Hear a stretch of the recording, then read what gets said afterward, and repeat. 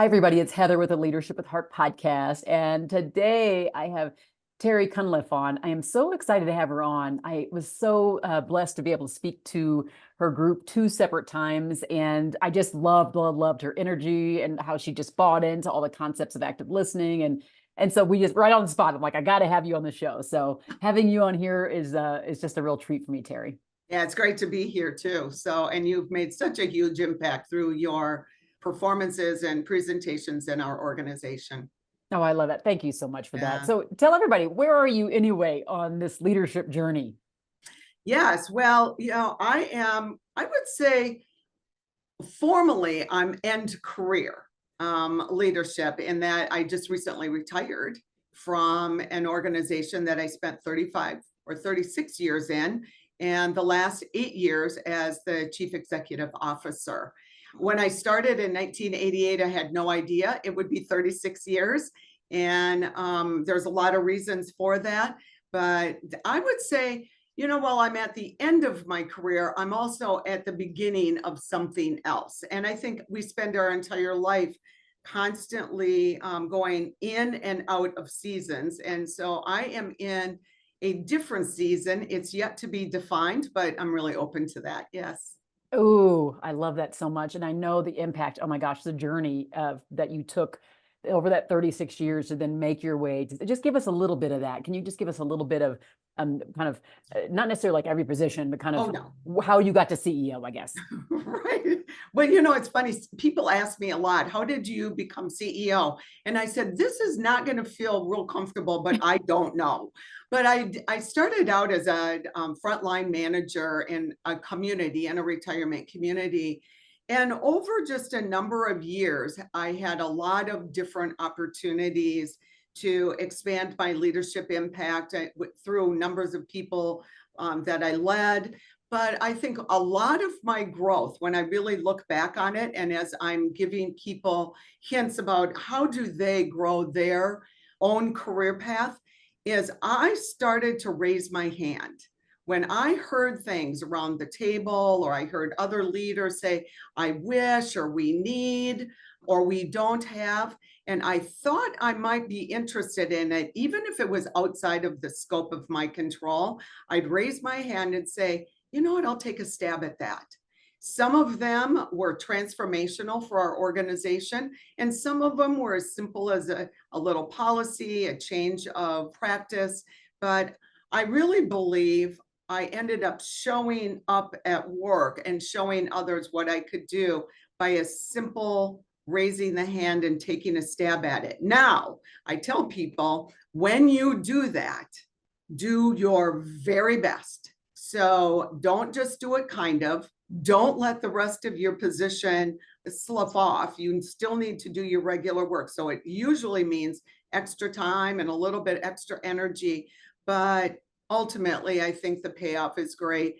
And if we wait to be seen, I think our career could take a little bit longer, or we may not be able to do the things that we love to do by expanding. I say we expand horizontally before we go vertically.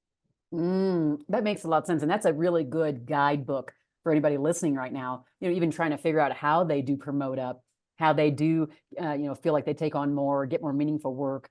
Oftentimes it's just raising the hand, and it could be a lateral thing, it could be a new project, it could be anything that helps you get to the place. I mean, not everybody will get to the CEO spot. There were obviously lots of other things besides the raising the hand that got to you where you're at. But I think it's what it says to me is you had a level of commitment much over and above the average for sure. And so that level of commitment and presence had people always see you as like, well, this person is definitely a leader and we need to keep our eye on. And it just kept going and going along the way, right? It's interesting how Yeah. it was just like step by step. Yeah. And I think I don't know, when you were doing that, was it just more out of curiosity and kind of learning? Did you have your eye on, not necessarily on this spot, but kind of an eye on a promotion every time? Or was it more like, I don't know, this is super interesting to me. I'm just really curious. I'm curious to know what kind of drove you to continue to raise your hand. It really was just the desire to learn, the desire to be able to influence within the organization. I think everybody can influence. The frontline employee can influence. You don't have to be a leader to change your organization. And I think for me, a lot of it was just learning as much as I possibly could, but then doing something that would help the organization at the same time. Now, it doesn't mean I didn't have lots of mistakes, or it doesn't mean that once I got something done, somebody said, I'm not so sure about that. But there were times that I would step back and go at it a different way because I believed in it so much by that time. So I think it's really, you have to be somewhat careful. You don't want to raise your hand and become obnoxious. But if you are solving, or if you're addressing something that's a gap in your organization or in your department or in just a process that you're involved in, it really can make a difference. And, over time, people start to notice it, even if it's not the first time. Mm. So what about those people that are kind of, or even in the environments where maybe raising your hand often is kind of frowned upon, or maybe it's an organization like just culturally, it's not about you raising your hand, it's about being selected or someone coming to you. How can that person who's in that kind of environment kind of pipe up in a way that's maybe more comfortable? Are there any strategies or things you can think of in that regard? So I think throughout my career, I've had different seasons where I've reported to leaders, some that were very open to me approaching and some that might not have been as open. That did not hold me back. Now, I will say that how I approached it. And so I might ask for permission instead of just raising my hand, or I might validate if something is really of interest. I heard we don't have XYZ. Is that something that would really be helpful? Because if it is, I'd be willing to work with you or somebody else. And if you didn't think it was, I just thought I'd ask you about it. And so I think sometimes I've approached it that raise your hand might be saying, hey, let me take a stab at it. The other time it might be, is this something important, so that you can get that validation, because you don't want to put yourself in a position of getting your hand slapped. I don't like that. Mm-hmm. And so I think it's how we approach it, and you have to be strategic about it, making sure that you're asking that leader or in that situation at the right time, just not popping in at the end of a day or a time when it's a stressful. So I think really thinking about, if you really, really want to do it, how could I approach it to get to the yes, which is something I always said, let's get to the yes the first time, which means I might have to think about my approach. I don't think we should ever not ask. I think it's how we go about it. And we might get 3 no's before we get a yes, but I think that's okay too. Is that to me is sounding much like a roadmap for CEO. Because I mean, I think in my mind, even if it wasn't that intent, this level of like perseverance and stick-to-itiveness that you exhibited through your career, again, is this a sign of like, that's, the leadership, the strength that we need. And I know that one of your philosophies, is putting your people first, and that's so critical. That's why you're on the show. And I sensed that as soon as I met you the very first time. And I could just say, sense that your heart was there. And so, yeah, it's interesting. And you see that persevere, that sticking to it, that I know this is the thing I need to raise my hand for. I think this is the thing that needs to move forward. I'm going to be the change that I'm looking for in the workplace. I'm not waiting for someone else to raise their hand. Huge, huge thing. You may not know this, but I have a book that's coming out in February, and it's called The Art of Self-Leadership. Discover the power within you and learn to lead yourself. And so a lot of your concepts you're talking about are all the different concepts, of self-leadership, and understanding that you have to do that. And before you can even try to lead other people, you have to have these senses, like this thing about you that says, you know what, I'm not going to wait. I'm not waiting for permission. I'm not waiting for someone else to be the person that raises a hand. I am going to be that person. And whether someone says yes this time or they say yes 3 times from now, yes, I'm going to choose that. I think that one of the things is to be just, if you've never done it, the very first time you do it, you're scared. And as a leader, I think my entire life, and even as a CEO, which sometimes was a frustration for my team, is I would really think through, what does this look like? How would I approach it? how would I move forward so that when I'm asking if something is important, I can also talk about how I might go about doing it, who I might collaborate with, who could be part of that project or whatever it is.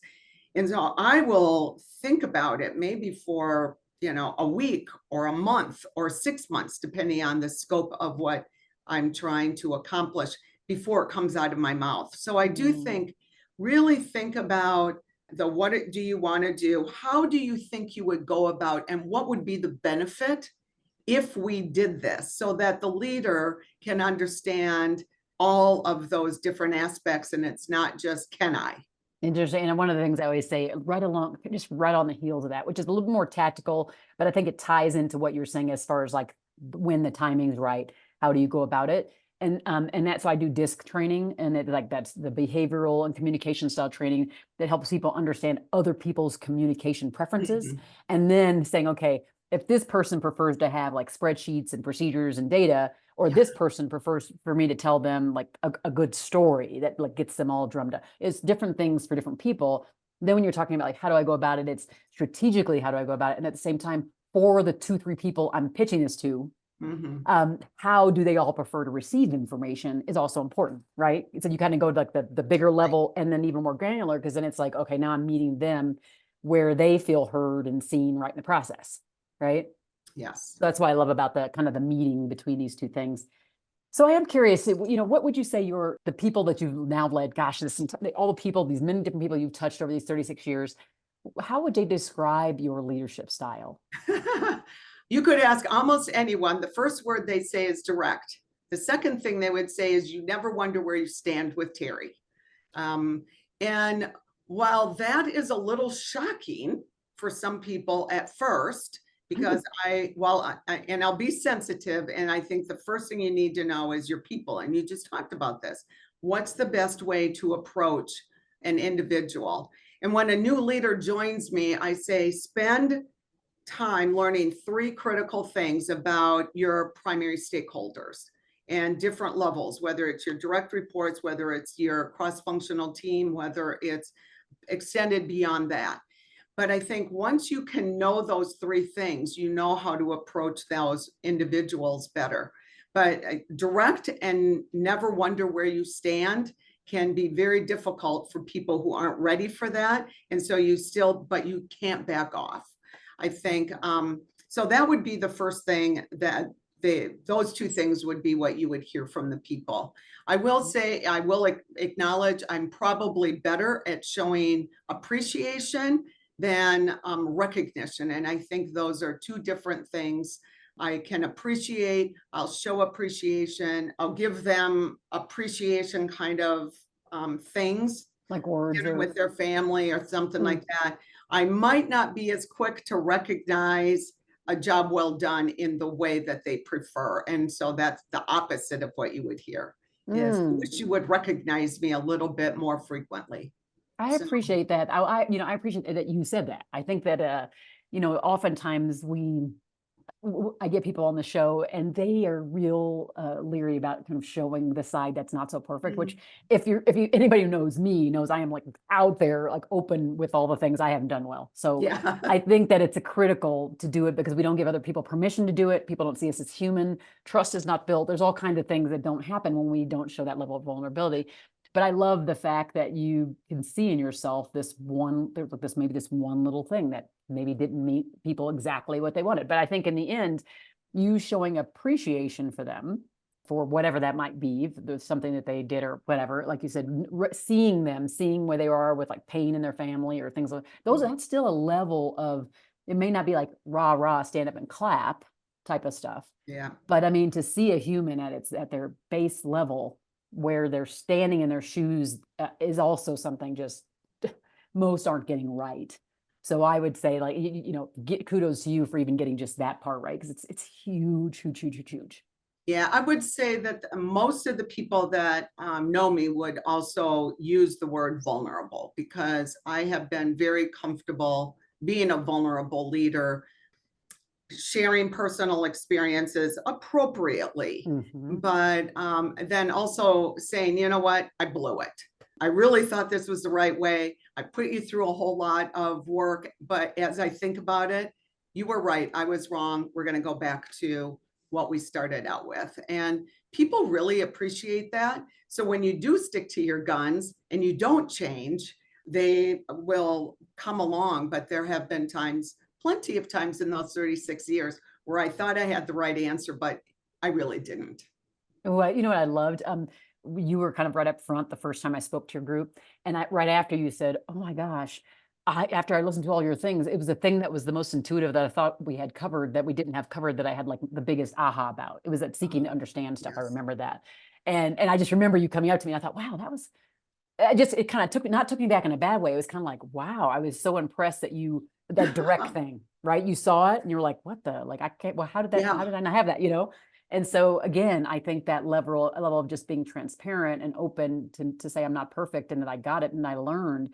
Because there'll be times when I speak to groups like that and I feel as if sometimes the C-suite that's in the audience is a little bit unaffected, almost like, oh, this doesn't apply to me, or I'm already about this. And I, you didn't do that. You learned right in the moment. yeah, no, if you could just fix it as quickly, that Oh would be yeah. great. Yeah, I know. Yeah, that's why I always say like I love working with organizations more long term because when you do the speaking, you should give them a tool, but you don't really know if it's going to like help long term, right? But being able Right. to engage longer is definitely the most beneficial, I think, way of Mhm. working with an organization.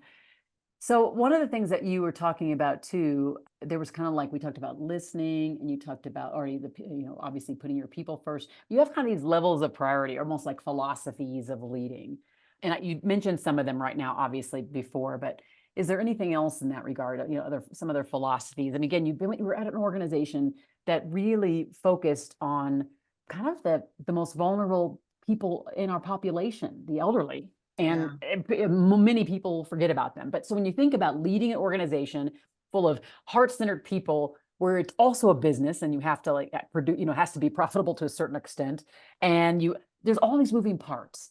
What is it in your just way of leading an organization that kept it, going and it being so successful? I remember it being one of the best years when I went to speak. So Yes.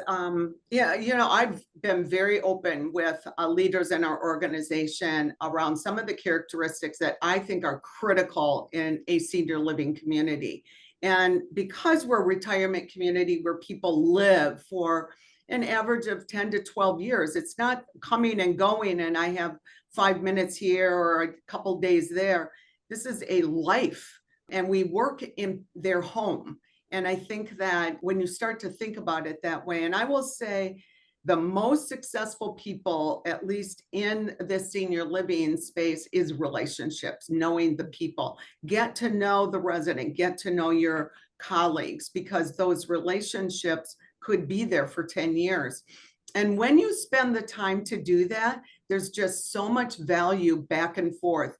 You learn from the people you serve, and the people you serve just love on you. And so what an incredible environment that can create.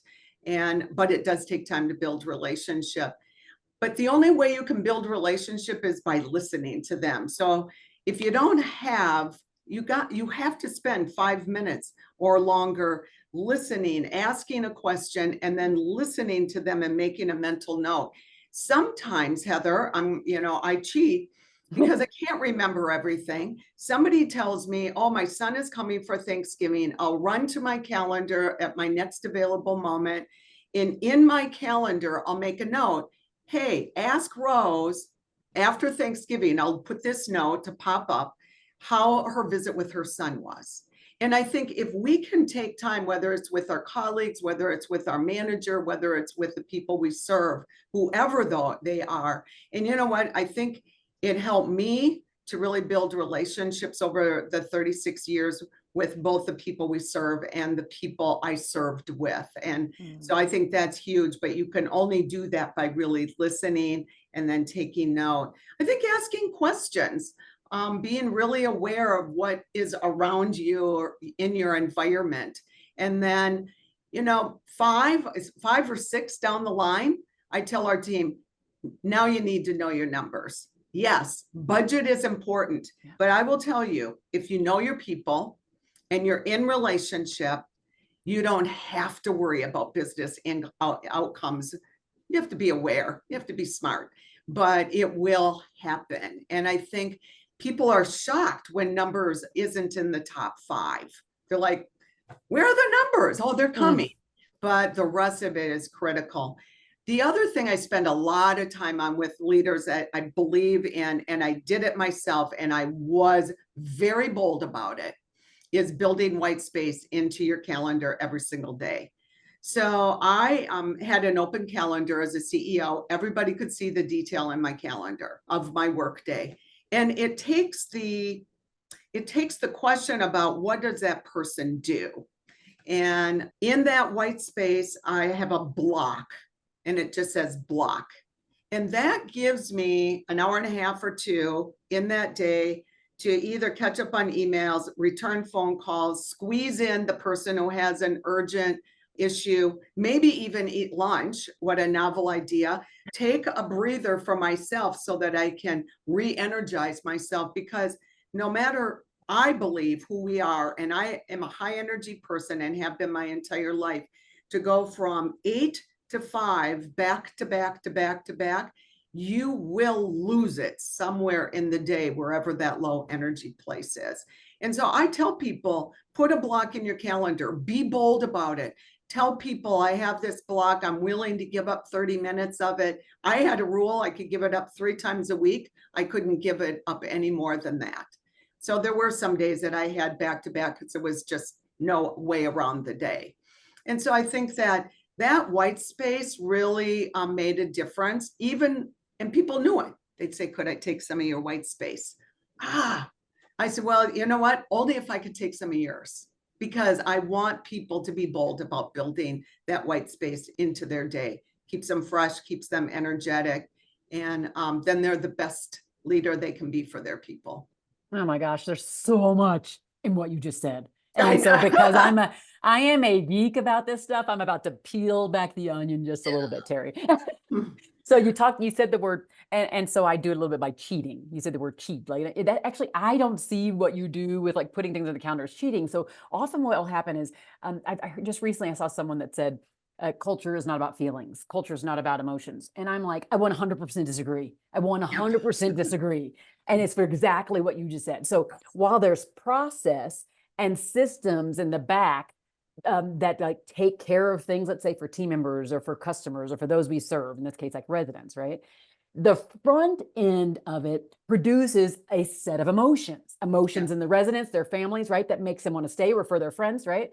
It is those feelings and the emotions that does it. So when you say I'm cheating, you're not, you're actually being super intentional. It's process that you put in place on your calendar that makes sure you follow up with so-and-so. Who else does that? Like this, who else does that? It's so rare. So, hey, for those who are listening, you go ahead and just cheat all you want. Yeah, but all the that's things on it. your calendar to produce the emotions that create this amazing culture, whether it's on your little team, whether it's on the bigger team. I mean, those are all great things. I also love, and I mean, I'm just like totally geeking out and like skills and all these things on when you talked about having like the numbers, like making sure your numbers and your budgets, like number 5, you know, all these other things are there top. And it's something that we say it, you know, people like me, we say this stuff and whatever, it's about money and it's all about money. And I'm like, no, when you do these things, like getting to know them, putting the things in the calendar, listening to them, paying attention, then if they are like at that place, well, they're going to want to do a good job at that place because they feel seen, heard, and valued.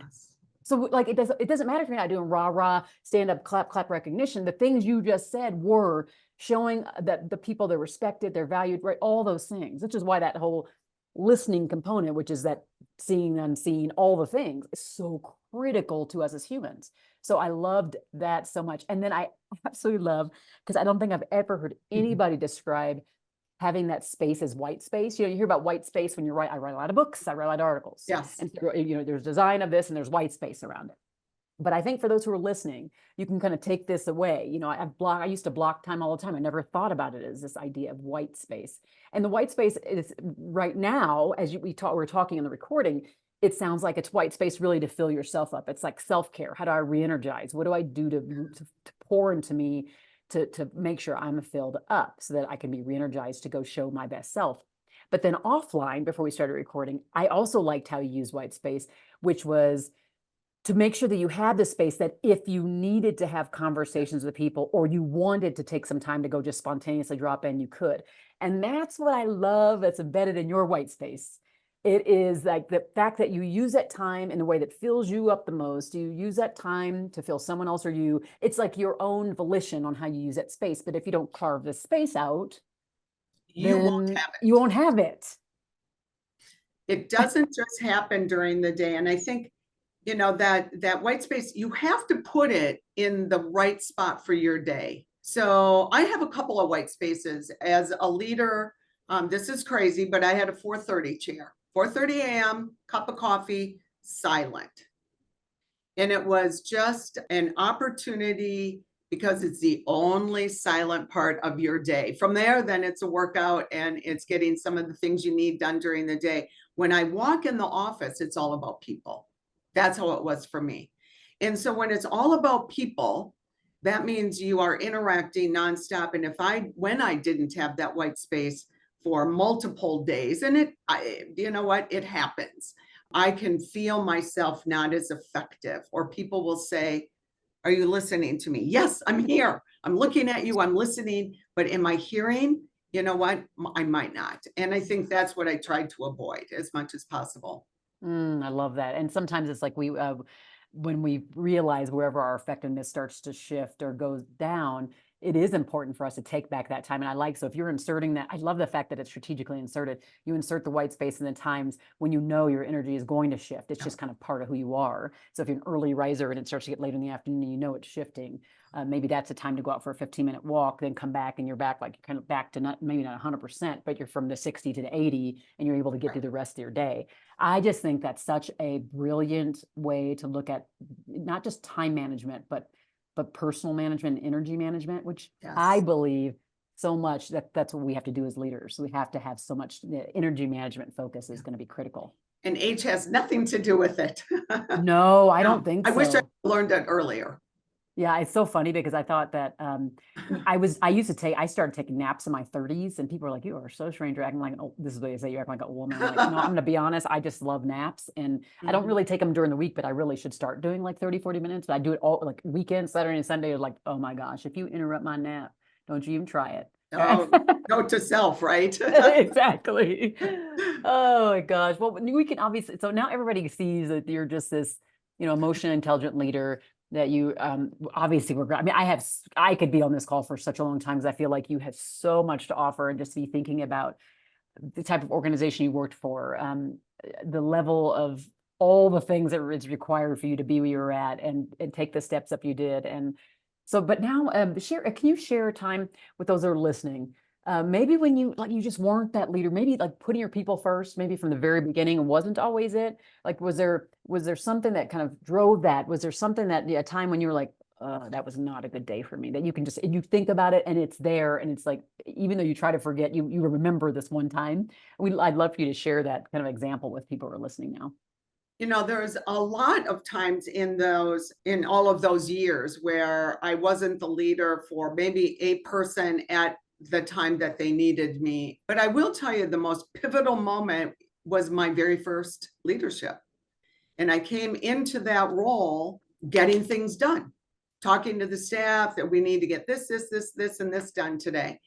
And it wasn't until some family members came to me and said, they were straight out. They actually told me I was a terrible leader and then proceeded to tell me why. And you know why? Because I did not take time to get to know the people. And once I spent time asking how the weekend went, or did the baseball game, did you win, did you lose? The little things, I started to engage the team. And then when we needed to accomplish certain activities during the day, it was a lot smoother. Didn't mean we accomplished everything, didn't mean that there was never any pushback, didn't mean that I always approached it the right way, but it was smoother. And I think that was the pivotal point where I learned I have to get to know the people first. Now, I've gone through different seasons where getting things done, achieving a goal has overtaken the time it takes to learn my people. I will also say though, that I've had a lot of people around me for a long time. So I did have some turnover, but it wasn't like I was constantly turning over, which I think allows you to really build deep relationships with people, and then you are more productive as an organization. Well, good So, for you for listening to the cues on that. well, it was either listen or lose my job back in those days. Yeah, exactly. But now I think the team oftentimes would tell me when I was off base. And I really appreciated the fact that they could show up and say that and feel safe. Mm. Oh, chills again. Thank you. That's a chills moment. And that's because you provided that space. You created that space because they wouldn't do it if you didn't Right. give them cues and if you didn't respond in a way once they did pipe up. Because there are times where you do Yeah. like in certain organizations you do not do that, and you definitely do. I mean, I don't know if they did that in a group or if they waited offline and came to you and said, "Oh, No, you're off usually base." individually. Yeah.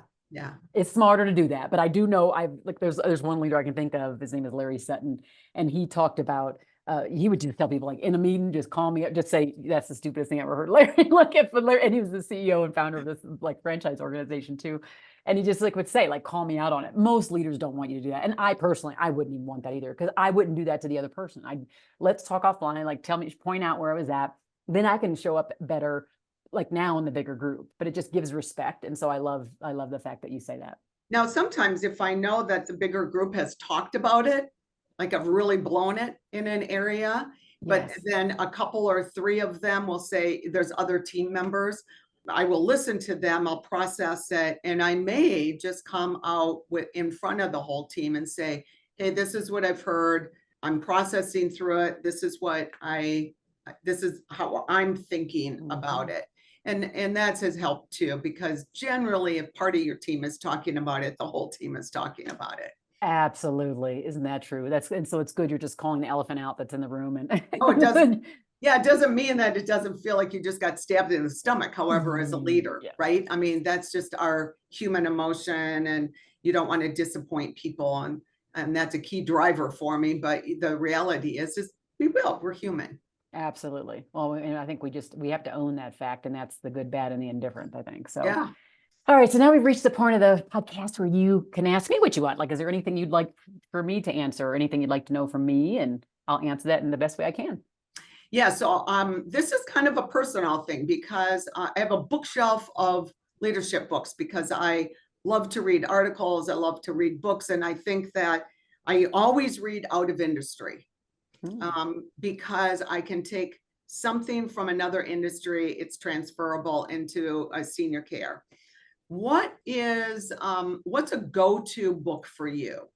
When you're really going back and kind of refreshing, or you're thinking about leadership, because if I don't have it, I'm going to go get it. It's John Maxwell's book. He was the first set of books I started to read, and it's called Developing the Leader Within. Oh, yes. And that would be the book that would be going to refresh. And so now it's so funny because it's like I think I read that like 30 years ago or something, and now I'm writing this book on self-leadership. And it's like full circle, and I've also been full circle. I think we all have in our lives where like you talk about the seasons and the journeys and the ups and the downs. And so it's just I feel like it's a big honor to be able to write this and share it. But that's what it is. I would say it's the John Maxwell. Oh, such good stuff. All his stuff is so good. Yeah, I ask you that because I think sometimes we always feel like we need to, as leaders, be reading the latest and greatest, but there are some classics, and I think we all have them in our bookshelves. But to go back, because those are probably some core principles for you that just show up every single day, and I think it's important to go back. I do have that book, by the way, so I'm going to go back and look at it. I think it's great. I'm hoping that my books in the Art of series will become classics. I try to write them more timeless. And so I'm not sure how many I'll end with on this Art of series. I'm not sure how many I'll keep doing with that title, but I do think it's worth it to go real deep on caring leadership and just drill, and really show people how. It's the how. You've done such a great job on this show, giving people a lot of how-tos. It is extremely important. Yeah, I just think that in this season of business, the relationship, the caring is critical to a successful organization. And so I really think it does become a classic because that is core to leadership. And I think it's even more important today and Mm. going into the future with our future generations. And that's how I feel. I'm hoping that's what'll happen. Yes. I'll be doing Yeah. a second edition, like probably in a few years, I'll do a second edition of the Art of Caring Leadership book. And so it's just going to be interesting to see how everything evolves. And I follow the, what I get from audiences, or I follow what I get from surveys. Like I follow it organically, right? So it doesn't just like pop in my head. It comes from feedbacks around me. So yeah, we'll see how that all goes. So for those who are now listening and they are, gosh, so they could be like end of, let's talk a little bit just real quick on this end of career type of conversation. For those who are even trying to figure out, maybe it's end of career, or maybe it's just like end of, I'm sick of this job, or end of, I think I'm ready to move on to another role or whatever. What might be for them some tips you'd give them, like of just like, what are ways to think about this? How could you really decide to what you're going to do next in your next career? So I think it's really hard to decide, do I go into a new season? Do I start something new? Do I retire? Do I do whatever? I would say when your department is running the most efficient, nothing's perfect. There's always things to fix. But when your organization or your department or whatever you're leading is at the best it has been, I think that's the time to go. It's the hardest time to go because I might not be at the top of my game, but my results are at the top of their game. And so I think as even I was looking at making the change, our organization was financially very strong. We were growing. We'd just grown by 30% in about 3 years. So we were jamming. And many, many people said, why now? And I said, because the organization is positioned to go through a change. And I think as leaders, when we leave a department, when we leave a job, leave when it's at its best, because you feel good about what you've done. And I think that was one consideration for me. I read somewhere in all of my study of CEO retirement, I studied this first and I found an article, and there was one statement, and I can't even tell you, I couldn't find the article today, probably if I did a Google search. But if you're wondering when to retire, go now, because when you know, it's too late. And I think if we were to approach every one of our career changes kind of with that thought, I don't think we ever really are certain about when we should make a change, especially if it means leaving an organization or a company for another company in a completely different job. I did not do that, but I think that is, for me, that was my answer. It was like, yes, I need to leave because I don't know if this is the right time, but all the other pieces were in place from my perspective. Now it's super hard to do that. And I miss the people. I miss the energy of work. I miss the strategy and the finance, and I love all of the challenges, but it was the right time. And I think that's how leaders should approach, even as they think through their career. Think about leaving at the top. And you'll be better positioned, I think, emotionally to take the next step in that and enter that next season, whatever it is. Yeah. What might be a final pearls of wisdom for the people that are listening now, as they are just, contemplating their journey? They could be in transition. They could be kind of rough roads. They could just be looking for some more inspiration. What would be a couple of pearls of wisdom you'd like to kind of leave them with for our time today? You know what? I'm going to just keep hammering on the same thing, because I believe the relationships is the key to leadership. I don't think, and it's critical for people to trust you, and you build trust by building the relationship. And out of that trust, I can be more transparent. But if you don't trust me and I tell you everything I know that I can, you know what? I'm wasting your time and my breath. So I think it goes right back to know your people. And then just remember, you don't have to be the smartest person in the room. I called myself the facilitator of really smart people. When people ask me what I did, I said, I'm the facilitator of really smart people because I am not the smartest one in the room. And I said it all the time. I love that so much. It's so much richness there. And one of the things I want to say to you, Terri, number one, thank you for those years of service because that took a lot to get the organization where it was at. I know when I was there, you all said that it was like kind of that best year, Yeah. and I know there was like the sweat and tears that you and the team put into that. But you as a leader, I mean, you were the leader of that organization in one way, shape, or form. It's from the beginning all the way up. Mhm. And so, just thank you for that service again, because you were caring for those who were part of that population that many people just kind of like forget Right. about. And I appreciate so much that mission that was there and then the mission that you had as a leader. So I'm thankful that you decided to come on the show too. Thanks. Yeah, it was great. I really enjoyed being with you and seeing you again too. And thanks everybody for listening to the Leadership with Heart podcast. Be well.